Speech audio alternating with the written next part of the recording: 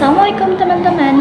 Perkenalkan, nama aku Akil Maryam. Aku berasal dari kelas 109. Pada video kali ini, aku akan membahas tentang ciri-ciri dari ilmu sosiologi.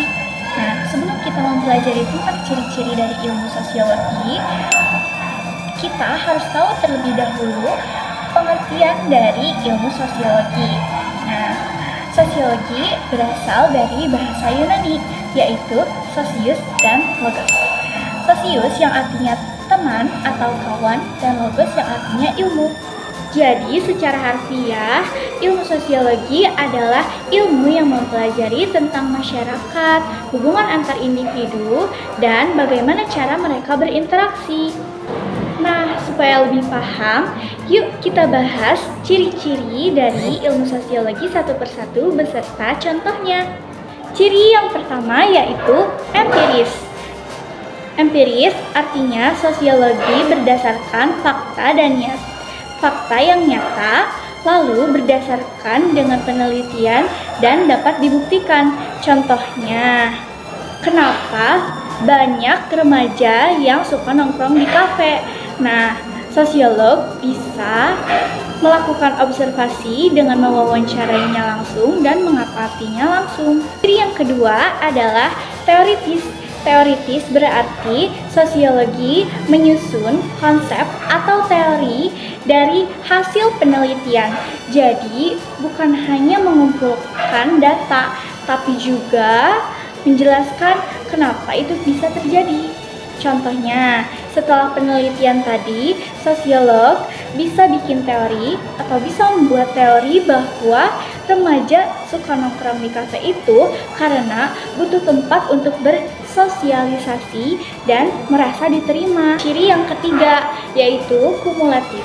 Kumulatif artinya ilmu sosiologi selalu berkembang. Teori lama bisa diperbaiki, dilengkapi, atau bahkan diganti oleh teori baru yang lebih akurat. Nah, contohnya dulu orang berpikir kalau gaya berpakaian seseorang itu cuma dipengaruhi oleh tren. Tetapi sekarang sosiolog menemukan kalau pakaian juga bisa menentukan status sosial, identitas kelompok, atau bahkan pandangan politik. Nah, teori baru ini tidak menolak teori yang lama, tetapi hanya menambahkan teori yang sudah ada. Selanjutnya, ciri yang keempat yaitu ciri yang terakhir. Nah, ciri yang terakhir itu adalah non-etis. Non-etis berarti sosiologi tidak menilai baik atau buruknya suatu peristiwa sosial. Sosiologi hanya menjelaskan kenapa hal itu bisa terjadi. Contohnya, saat ada tawuran pelajar, sosiolog tidak dapat menyatakan peristiwa tersebut baik atau buruk, tetapi mencari penyebab seperti masalah ekonomi, lingkungan, dan pergaulan.